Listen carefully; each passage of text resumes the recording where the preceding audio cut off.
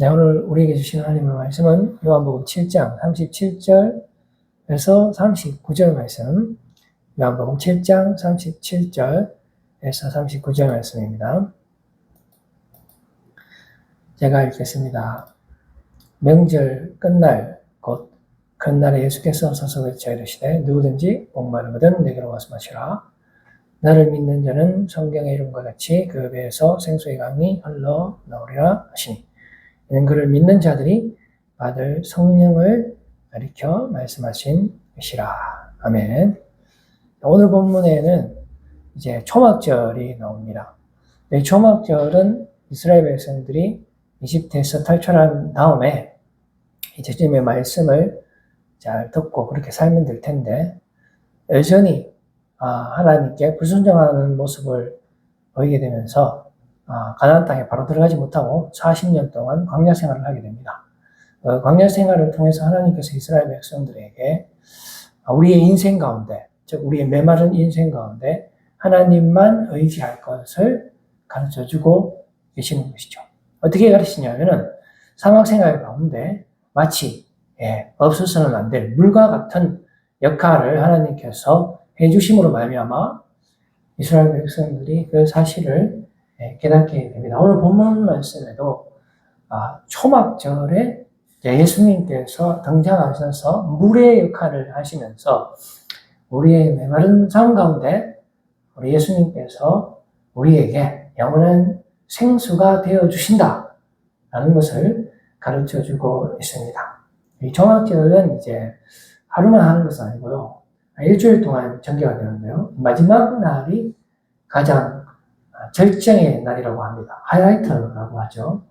요한복음 7장 37절에 보시면은 명절 끝날 곧 큰 날에 예수께서 이제 말씀을 외치시는 것을 볼 수가 있죠. 명절 끝날 마지막 날이 곧 큰 날이다라는 것은 하이라이트라는 것이죠. 그 날에 이제 실로암에 가서 물을 떠서 옵니다. 그래서 성전에 번제단에 이제 물을 이제 뿌리면서 우리에게 영원한 생명 되신다는 것을 이제 기념하는 그런 절기죠. 그래서 옛날에 조상들이 사막에서 예수님 때문에 물과 같은 예수님 때문에 구원받았다는 사실을 우리가 잊지 말고 기억하자라는 그런 명절 마지막 날에 예수님께서 다시 나타나셔서 지금 이렇게 외치고 있는 거죠. 명절 끝날 곧 큰날에 예수께서 서서 외쳐 이르시되 누구든지 목마르거든 내게로 와서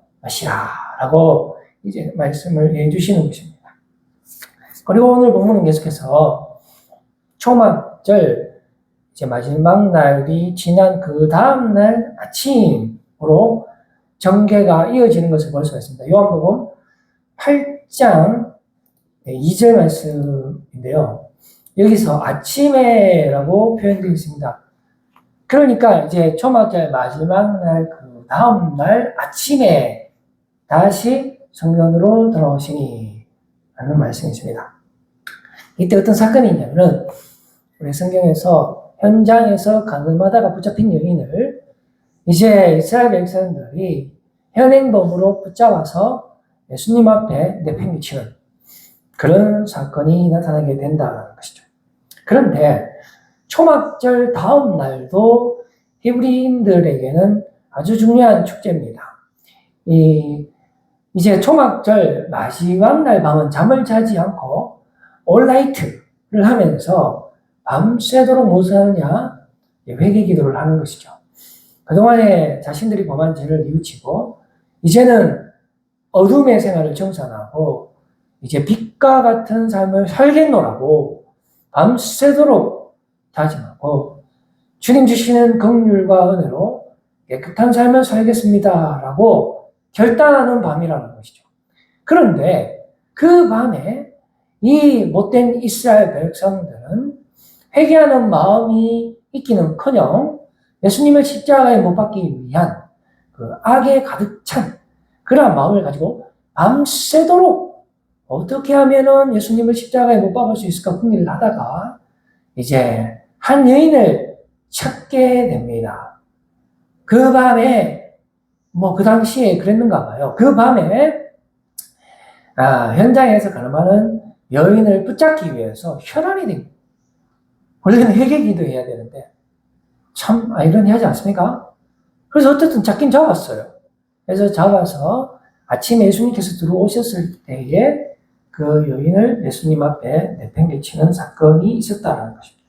그때 우리 예수님께서 그 여인을 둘러싼 수많은 사람들, 즉 그 여인을 모세율법에 의거하여 돌로 쳐 죽이려고 둘러싼 사람들 앞에서, 그리고 밤새도록 그 여인을 붙잡아온 사람들 앞에서 예수님께서 뭐라고 말씀을 하셨냐면요, 예수님은 이렇게 말씀하셨습니다. 너희 중에 죄 없는 자가 도로 차라. 거기 모여있는 사람이 밤새도록 죄지었는데 예수님께서는 우리 사람들의 마음을 훤히 다 알고 계신다는 것이죠. 그래서 너희 중에 죄 없으면 한번 쳐봐라. 어떻게 돌로 던질 수 있겠습니까? 밤새도록 그 사람들이 무슨 짓거리 했습니까? 그래서 아무도 돌 던지는 사람이 없었어요. 특별히 그 자리에 모인 사람들 중에 나이 많은 사람들 먼저 그 자리를 떠났습니다. 왜? 성령님께서 한 시간도 우리와 함께 하지 않으시면 우리는 제약된 길로 갈 수밖에 없어요. 그러니까 악인 중에 악인이 뭐 도덕적인 악인도 있겠지만은 가장 심각한 악인은 성령님과 함께 하지 않는 사람이죠. 그래서 나이 많은 사람이 더 많은 죄를 지었기 때문에 먼저 자리를 떠나게 된 것입니다. 그래서 이제 아무도 그 여인을 둘러싼 사람들이 없게 되자 예수님께서 요한복음 8장 11절 말씀에 이렇게 말씀하여 주시는 것이죠. 대답하되 그 여인에게 예수님 먼저 물어봤습니다. 너를 돌로 치는 사람들이 있느냐 했을 때 그 여인이 대답하되 주여 없나이다. 예수께서 이르시되 나도 너를 정죄하지 아니하노니 가서 다시는 죄를 범하지 말라 하시니라. 예수께서 또 말씀하여 이르시되 나는 세상의 빛이니 나를 따르는 자는 어둠에 다니지 아니하고 생명의 빛을 얻으리라. 저는 이 말씀을 잘 이해할 수가 없었습니다. 어떤 이유에서인지 다시는 죄를 범하지 말라. 이게 잘 안 되더라고요. 우리가 오늘 또 예배를 드리고 있지만은 예배를 마치고 나가는 순간 성령님이 내가 성령님과 잠시라도 함께하지 않으면 그 순간에 또다시 죄악된 길을 걷는 나의 연약한 모습을 보게 되지 않습니까? 그럴 때마다 더 죄책감에 쌓이는 거죠. 또 오늘 말씀에 보면은 다시는 죄를 범하지 말라라고 하시잖아요. 그러니까 이렇게 할 수 있는 방법이 지금 오늘 말씀에서 우리에게 알려줍니다. 이 방법 말고는 안 되는 것 같아요. 어떻게 되어 있습니까? 예수께서 또 말씀하여 주시되 나는 세상의 빛이니 나를 따르는 자는 어둠에 다니지 아니하고 생명의 빛을 얻으리라 했습니다. 그러니까 성령님과 함께 하면 어둠에 다니지 아니하고 생명의 빛을 얻게 된다라고 그 방법을 알려주시는 것입니다. 그 방법밖에 없어요. 우리가 사실은 죄를 또다시 짓는 것은 결정적인 순간에 우리가 예수님 배신하기 때문에 그렇습니다. 여러분 솔직하게 한번 이야기해 보세요. 죄를 짓고 싶잖아요. 근데 성령님 짓지 마라 하잖아요. 그러면 내가 내 죄 그 쾌락을 포기하고 주님께로 가면 빛 가운데 걸어가는 것이죠. 그러니까 성령님께 의지하면 우리가 다시는 죄를 범하지 않게 된다라는 것을 오늘 이 시간 또 깨달을 수가 있게 되는 것입니다. 이제 또 초막절 이제 한 9일째, 10일째로 넘어가는 모습을 또 볼 수 있습니다. 이번에는 바디메오를 만나게 되는데요. 바디메오는 뭐 물하고 상관은 없습니다만은 그런데 바디메오는 이제 앞을 못 보는 사람이거든요. 태어날 때부터. 그래서 바디메오에게 필요한 것은 물이 아니고 앞을 보는 거죠. 그럼 뭐 사실 지금도 우리가 뭐 물이 그렇게 중요하나? 요즘에 생수 얼마 하지 않는데. 근데 그 사람들은 뭐 물은 아니더라도 인생에 있어서 가장 필요한 것이 있잖아요. 마찬가지입니다. 이 바디메오도 눈을 뜨게 할 수 있는 분은 오직 예수님밖에 없다라는 것이죠. 그래서 예수님께서 실로암에 보내는 것입니다. 초막절 마지막 날에 이제 실로암에서 물을 떠가 오거든요. 그래서 역시 바디메오도 실로암에 가서 자신의 소원을 이루는 것을 볼 수가 있습니다. 이처럼 이제 그 초막절과 물이 상당히 관계가 많이 있죠. 결국은 우리의 인생에 있어서 물처럼 가장 중요한 분이 예수님이라는 것을 가르쳐 주고 계시는 것이 요한복음이 되는 것입니다. 근데 이 요한복음은 사실은요, 처음부터 물과 같은 예수님을 우리에게 가르쳐 주고 있습니다. 요한복음 2장에 한번 가볼 텐데요. 2장에 이제 초한부에 보면 여기도 이제 6월절에 예수께서 예루살렘에 되어 있습니다. 그러니까 초막절이나 6월절이나 이스라엘의 대표적인 명절이거든요. 그런데 두 개 다 그 출애굽을 모티브로 하고 있기 때문에 두 개 다 사막과 관련이 있습니다.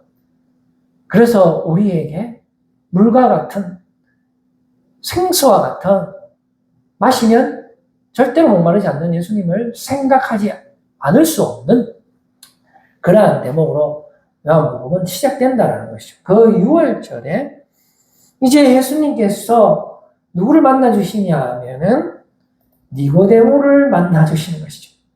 니고데모는 그 시대의 기득권이죠. 소위 말해서 현명한 사람이고 사회 지도층입니다. 그럼 뭐 우리 예수님이 뭐 부자는 뭐 싫어하고 가난한 사람만 좋아하는 거 아니죠. 우리 예수님은 모든 주의 백성을 사랑하시죠. 그래서 니고데모도 만나주시는 거죠. 그런데 요한복음 3장 5절에 보시면은 아주 흥미진진한 말씀을 발견하게 됩니다. 요한복음 3장 5절 한번 읽어볼게요.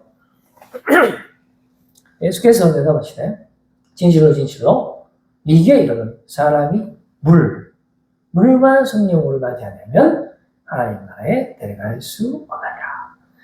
니고데모가 어떻게 하면 하나님 나라에 들어갈 수 있습니까? 라고 묻게 되죠. 예수님께서 요한복음 초반부부터 6월절에 대조되는 물 이야기를 하시는 거죠. 근데 그 물이 뭐냐? 바로 성령팀이라는 것이죠. 물과 성령으로 우리가 오아시스로 갈 수 있다는 거죠. 사막에서 오아시스로. 근데 우리 인간 세상에서는 오아시스가 되겠지만 그 오아시스의 물은 마시면 또 목마르지 않겠습니까? 근데 하나님의 나라에 가면 다시는 목마르지 않게 되는 것이죠. 그리고 이제 여러분 요한복음 또 4장에 가면 또 물 이야기가 나오거든요. 거기에 보시면은 이제 사마리아 여인을 만나게 됩니다. 예수님께서 유대를 떠나서 이제 갈릴리 동네로 다시 내려가실 때 다른 길로 갈 수도 있지만은 사마리아로 지나가게 됩니다. 이유가 있습니다. 바로 사마리아 여인을 만나셔야 되거든요. 이 사마리아 여인에게는 남편이 6명 있잖아요. 누구보다도 사막과 같은 메마른 삶을 사는 여인이었습니다. 물 뜨는 것도 사람들 눈을 피해서 가장 뜨거운 정오의 물동이 그야말로 사막이죠. 인생 자체가. 그런데 그 여인에게 찾아와서 대뜸하는 말씀이 그 여인을 처음 언제 보셨다? 내한테 물 좀 달라고 말씀을 하시는 것을 볼 수 있어요. 작업을 하는 것을 소위 말해서 했습니다.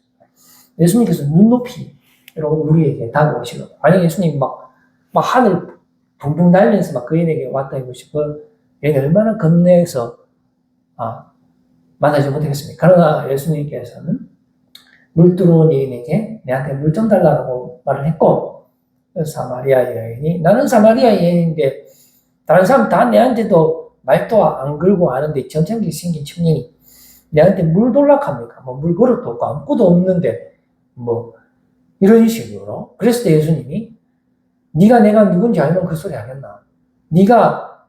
내가 하나님의 아들 예수 그리스도라는 것을 알면 내한테 물 돌락할 낀데 지금 이런 대화를 하면서 성경에서 어쩌면 가장 유명한 말씀을 그 여인에게 주신 것을 볼 수 있습니다. 요한복음 4장 13절, 14절 예수께서 대답하여 이르시되 이 물을 마시는 자마다 다시 목마르니와 내가 주는 물을 마시는 자는 영원히 목마르지 아니하리니 내가 주는 물은 그 속에서 영생하도록 솟아나는 샘물이 되리라. 오늘 본 말씀을 보면 배, 배에서부터 생수가 흘러 넘친다. 비슷하지 않나요? 이 배라는 것은 히브리 세계에서 우리 몸에 가장 깊숙한 곳, 기본 베이식이라는 뜻이죠.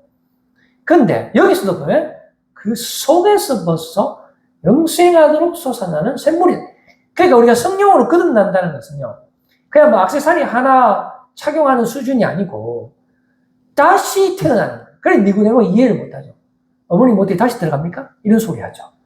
성령으로 다시 태어나는 거예요. 완전히 새로운 사람이 된다는 것을 우리가 알 수가 있습니다. 그리고 이제 요한복음 6장에 가시면은 또 물은 아니지만요, 이 물이 무엇을 의미하는지 우리에게 보여줍니다. 그리고 또 6장도 보면 이제 6월절에 이 사건이 펼쳐지거든요. 6월절. 사막이잖아요. 실제로 예수님이 사막 빈들에서 물고기 2마리와 떡 5개로 여러분 아시죠? 5,000명을 먹여 살린 사건이 일어납니다.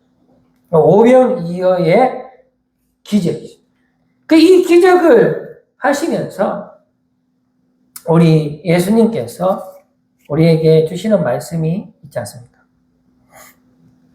요한복음 6장에 보시면은 이런 말씀이 있습니다. 6장 35절이네요. 예수께서 이르시되 나는 생명의 떡이니 내게 오는 자는 결코 줄이지 아니할 터요 나를 믿는 자는 영원히 목마르지 아니하리라. 오병이어 물은 아니지만 그래도 35절에 보면 목마르지 않는다. 이 떡인데 떡 먹으면 사실은 좀 이제 목마를 텐데 그죠? 네, 농담이고요. 이게 생명의 떡이라는 예수님이 우리의 생명의 떡. 왜냐하면 물고기 2마리 하고 떡 5개로 어떻게 5,000명 먹어요? 그러니까 그것이 의미하는 것은 예수님은 우리의 영원한 생명의 떡이 되신다는 것입니다. 저는 이제 말씀을 맺으려고 합니다. 여러분, 니고데모,